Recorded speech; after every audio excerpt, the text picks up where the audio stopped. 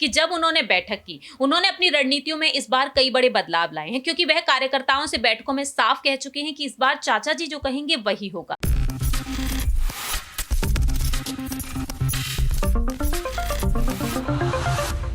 Next 9 news में आपका बहुत बहुत स्वागत है। मैं हूं आपके साथ अबरारुल हक रहमानी। मुद्दा आज का ख़ास प्रोग्राम में आपका बहुत बहुत स्वागत है और आज बात करेंगे उत्तर प्रदेश की। दरअसल उत्तर प्रदेश में इस समय नगर निकाय चुनाव की तारीखों के ऐलान के बाद से ही सियासी सरगर्मियाँ तेज़ हो गई है और इस बीच जिस तरीके से तमाम पार्टी के बड़े नेता उन नाराज़ नेताओं की पार्टी में वापसी को लेकर के तमाम कदम उठा रहे हैं। ख़ासतौर से अगर बात की जाए समाजवादी पार्टी की, समाजवादी पार्टी मैनपुरी लोकसभा उपचुनाव को जीतने के बाद से ही प्रदेश में पार्टी के भीतर जो है एक तरीके से तमाम नेताओं को एक धागे में पिरोने का काम कर रही है और इस कड़ी में अखिलेश यादव का साथ चाचा शिवपाल का भी मिल रहा है। तो जाहिर सी बात है कि अब जो है इस बार अगर देखा जाए तो ये जो नगर निकाय चुनाव होंगे, ये चुनाव अखिलेश यादव के नेतृत्व में पहली बार लड़े जा रहे हैं, क्योंकि इससे पहले के तमाम चुनाव समाजवादी पार्टी ने मुलायम सिंह यादव के नेतृत्व में लड़े थे। तो जाहिर सी बात है कि एक बड़ी परीक्षा की घड़ी है और ऐसे में केशव प्रसाद मौर्य को लेकर के अगर बात करें तो केशव प्रसाद मौर्य को लेकर के जो बयानबाजी पहले हमने देखी 1-1.5 महीने पहले की अगर बात की जाए तो अखिलेश यादव ने कई बार उनको या तो राजनीतिक तंज के तौर पर उस बयान को आप देख सकते हैं या फिर आप ये कह सकते हैं कि जानबूझ करके कहीं ना कहीं इस तरीके की जो बातें जो है अखिलेश यादव के द्वारा की जा रही है ताकि कम से कम जो है केशव प्रसाद मौर्य इस बात पर सोचने पर मजबूर हो क्या फिर से एक बार राजनीतिक बदलाव की ज़रूरत है, क्योंकि केशव प्रसाद मौर्य को इस बात की उम्मीद थी कि उन्हें प्रदेश की कमान सौंपी जा सकती है, मुख्यमंत्री बनाया जा सकता है, लेकिन ऐसा नहीं हुआ क्योंकि बीजेपी भविष्य की राजनीति को ध्यान में रखते हुए अचानक से सीएम योगी आदित्यनाथ के सुपुर्द जो है उत्तर प्रदेश की कमान कर देती है। यही तमाम बड़े सवाल हैं जिनको जानने की समझने की कोशिश करेंगे। मेरे साथ पांशी मौजूद है, इनसे समझेंगे दरअसल उत्तर प्रदेश में इस वक्त नगर निकाय चुनाव की तारीखों के ऐलान के बाद क्या ये माना जाए कि अब जो नेताओं की अदला बदली की जो तमाम तस्वीरें आती है, चुनाव जब नज़दीक आते हैं, तो क्या इस कड़ी में केशव प्रसाद मौर्य भी वो चेहरा हो सकते हैं जिनको लेकर के लगातार दावेदारी जो है वो की जा रही थी अखिलेश यादव के द्वारा, शिवपाल यादव के द्वारा, या फिर एक राजनीतिक दबाव बनाने के लिए मात्र ये बयानबाजी थी या फिर इसमें कुछ हकीकत भी है? सबसे पहले अबरार यहाँ पर आपको जानकारी यही दे देते हैं कि नगर निकाय चुनाव की तारीखों का जिस तरीके से ऐलान किया गया है कि 4 और 11 मई को यहाँ पर वोटिंग होगी और 13 मई को नतीजे सामने आएंगे। तो नगर निकाय चुनाव को लेकर यहाँ पर हर एक सीट पर दावेदारी रखी जा रही है। सपा प्रमुख अखिलेश यादव जो एकजुटता का संदेश दे रहे हैं शिवपाल यादव के साथ, तो बड़ी बात इस बार यही रही कि जब उन्होंने बैठक की, उन्होंने अपनी रणनीतियों में इस बार कई बड़े बदलाव लाए हैं, क्योंकि वह कार्यकर्ताओं से बैठकों में साफ कह चुके हैं कि इस बार चाचा जी जो कहेंगे वही होगा। क्योंकि देखा जाए एक उन्होंने दर्जा दे दिया है जो उनके पिताजी का दर्जा उनके लिए था मुलायम सिंह यादव जी का के लिए, अब वही दर्जा शिवपाल यादव को दिया जा रहा है। राष्ट्र महासचिव उन्हें बना दिया गया।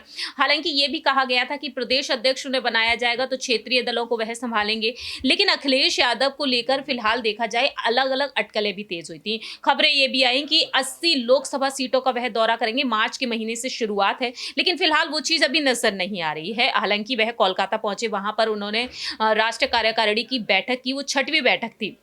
जब पार्टी की स्थापना की गई थी तब वहां पर बैठक हुई थी और अब पहली बार बैठक हुई। तो अब देखा जाए यहाँ पर अखिलेश ने यहाँ पर रणनीतियां फिर से शुरू की हैं, जिस तरह से नेताजी ने की थी जब उन्होंने पार्टी को स्थापित किया, तब वहां पर बैठक की और अब उनके पिताजी के चले जाने के बाद जब वह शुरुआत कर रहे हैं तो उन्होंने वहीं से शुरुआत की है।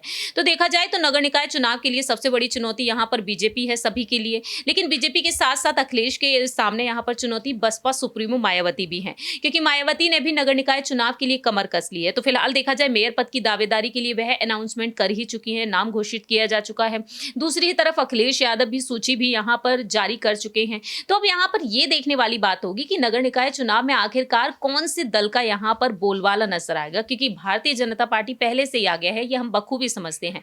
योगी सरकार ने ऐसे कई कड़े एक्शन लिए हैं जो कहीं ना कहीं यहां पर बाकी विपक्षी दलों के लिए किसी झटके से कम नहीं माने जा सकते हैं। अतीक अहमद का हाल ही का जो मामला रहा है वह काफी ज्यादा सुर्खियों में है। अब उनकी पत्नी शाहिस्ता परवीन पर एक्शन लिया जा रहा है। शाहिस्ता परवीन को मायावती ने बाहर का रास्ता दिखा दिया और मायावती दूसरी ही तरफ यहां पर देखा जाए राजस्थान की तरफ रुख देखने को मिल रहा है। वहीं इसके अलावा देखा जाए मध्य प्रदेश की तरफ, मध्य प्रदेश में भी अखिलेश यादव ने कदम रख लिया है। तो मायावती भी यहाँ पर दांव-पेच खेल रही हैं। मध्य प्रदेश में विधानसभा चुनाव है, राजस्थान में विधानसभा चुनाव है। हाल ही में जिस तरीके से जो प्रदेश अध्यक्ष हैं, उन्होंने यहाँ पर सचिन पायलट को ऑफर दे दिया। वहीं मध्य प्रदेश की सियासत में चुनाव में जीत हासिल करने के लिए भी मायावती आगे हैं। तो कुल मिलाकर देखा जाए, नगर निकाय चुनाव की सियासत काफ़ी तेज़ हो चुकी है, क्योंकि स्वार सीट को हम नहीं छोड़ सकते हैं, जो अब्दुल्ला आजम खान की विधायकी जाने के बाद खाली हुई, वहाँ पर उपचुनाव चल रहे हैं। दावे ये तक किए गए कि कहीं न कहीं आजम के परिवार के किसी सदस्य को आगे करेंगे अखिलेश।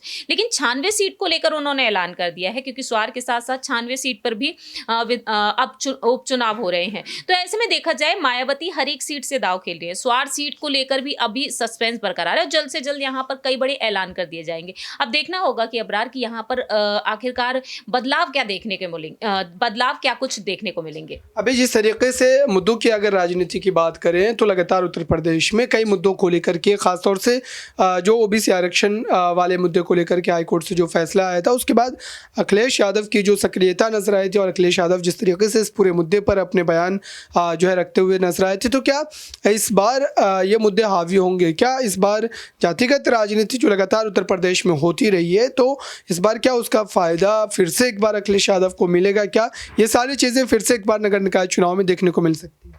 देखिए, नगर निकाय चुनाव में एक बार फिर से वही चीज़ें देखने को ज़रूर मिल सकती है, क्योंकि ये राजनीति है। यहाँ पर देखा जाए, आरोप प्रत्यारोप का सिलसिला जारी रहता है और कब यहाँ पर कौन सा बड़ा बदलाव देखने को मिल जाए, कब कोई बड़ा खेल यहाँ पर खेल जाए, या आप बखूबी समझ ही सकते हैं।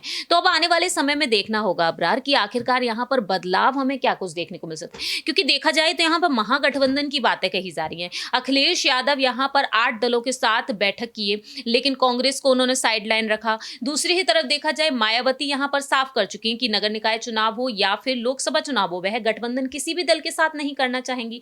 तो फिलहाल देखा जाए, यहाँ पर महागठबंधन पर जरूर नजरें टिकी हुई हैं, क्योंकि मल्लिकार्जुन खड़गे और प्रियंका गांधी वाड्रा का यही कहना है कि महागठबंधन करना है। जयराम रमेश ये साफ तौर पर कह चुके हैं कि भारत जोड़ो यात्रा के बाद कांग्रेस पार्टी महागठबंधन की तरफ बढ़ेगी। तो अब बड़ी रणनीति यही है अबरार कि महागठबंधन शायद ही होता हुआ नजर आ सकता है। अगर हो जाता है तो कहीं ना कहीं यहाँ पर बीजेपी के लिए एक बड़ी चुनौती वह बन सकता है। लेकिन सबसे बड़ी बात यहाँ पर यही रहेगी कि आखिरकार पीएम पद की दावेदारी के लिए आगे कौन होगा, क्योंकि मल्लिकार्जुन खड़गे राहुल गांधी के नाम पर पूरी तरीके से यहाँ पर सहमत होते हुए नजर नहीं आए हैं कि नेतृत्व किसी के भी द्वारा किया जा रहा हो, लेकिन यहाँ पर गठबंधन जरूरी है। तो ऐसे में देखना यही होगा कि क्या नगर निकाय चुनाव के बाद यहाँ पर गठबंधन की जो आशंकाएं दिख रही हैं वो पूरी होती हुई नजर आएंगी या फिर नहीं। बिल्कुल, इस समय लगातार जो है इस तमाम बातों को लेकर के यहाँ पर उत्तर प्रदेश में जो है सियासी हलचल देखने को मिल रही है, लेकिन एक बड़ा मुद्दा जो है यहाँ पर दलित वोट बैंक को लेकर के भी है, क्योंकि मायावती लगातार इस समय जिस तरीके से लगातार खामोश नजर आती है, जो सियासी सक्रियता उनकी होनी चाहिए वो बिल्कुल भी नज़र नहीं आ रही। तो क्या इस लिहाज से उस वोट बैंक में भी अखिलेश यादव क्या सेंधमारी कर सकते हैं? क्योंकि अखिलेश यादव को इस बात की उम्मीद भी है कि दलित वोट कहीं ना कहीं उनकी तरफ ट्रांसफ़र हो सकता है। तो इस पूरे मामले में अखिलेश यादव को कितनी सफलता है? देखिए, दलित वोट बैंक पर बात की जाए तो जाहिर सी बात है वह सफल होते हुए नजर आ सकते हैं, क्योंकि सबसे बड़ा एग्जाम्पल यहाँ पर रहा मैनपुरी के उपचुनाव। दिसंबर के महीने में बीते साल मैनपुरी में उपचुनाव हुए, जब नेताजी चले गए और उस सीट पर जीत हासिल करने में सपा कामयाब हुई। शिवपाल यादव से लेकर यहाँ पर रामगोपाल यादव, आदित्य यादव, बाकी के तमाम परिवार के सदस्य जो पार्टी में मौजूद हैं, वह स्टार प्रचारक के तौर पर उतरे, क्योंकि ये विरासत रही थी नेताजी की। उसको विरासत को हासिल करने में वह कामयाब हुए। इसको लेकर दो विचार किए जा सकते हैं, क्योंकि या तो ये कहा जाए कि नेताजी की सीट रही, इस वजह से वह जीत बोल गए, क्योंकि अखिलेश यादव ने यहाँ पर हर एक वोट बैंक पर ध्यान दिया था, चाहे वोट बैंक कोई से भी हो, चाहे यहाँ पर ब्राह्मण हो, चाहे यहाँ पर देखा जाए तो दलित वोट बैंक ही क्यों ना हो। तो अखिलेश यादव ने हर नेता को यहाँ पर आगे रखा था, तो दलित वोट बैंक को साधने में वह यहाँ पर कामयाब रही, क्योंकि यही कहा गया कि दलित वोट बैंक को जो पार्टी यहाँ पर संभाल लेगी वो जीत हासिल कर लेगी, बीजेपी या फिर समाजवादी पार्टी, और समाजवादी पार्टी जीतती हुई नजर आई। अब देखा जाए, कोर वोट बैंक को साधने के लिए अखिलेश यादव एड़ी चोटी का बल लगा रहे दलित वोट बैंक को, और पसमानदा मुस्लिमों पर जहां एक तरफ बीजेपी है तो वहीं मायावती भी है। तो ऐसे में देखा जाए, दलित वोट बैंक को साधने की पूरी कोशिश फिलहाल तो यहाँ पर अखिलेश यादव की तरफ से नजर आ रही है।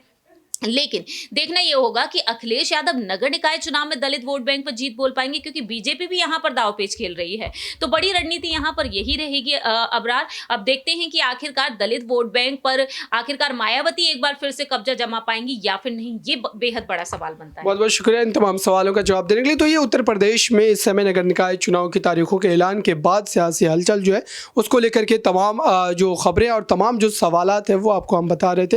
अब देखते हैं कि आने वाले समय में जब नज़दीक आएंगे, चुनाव के समय नज़दीक आएंगे, तो उसके बाद किस तरीके से और किन मुद्दों को लेकर के जो तमाम सियासी नेता हैं वो अपनी बातों को रखते हुए नजर आएंगे। इस खास रिपोर्ट में बस इतना ही। देखते रहिए ताज़ा तरीन खबरों के लिए नेक्स्ट 9 न्यूज़ को। धन्यवाद।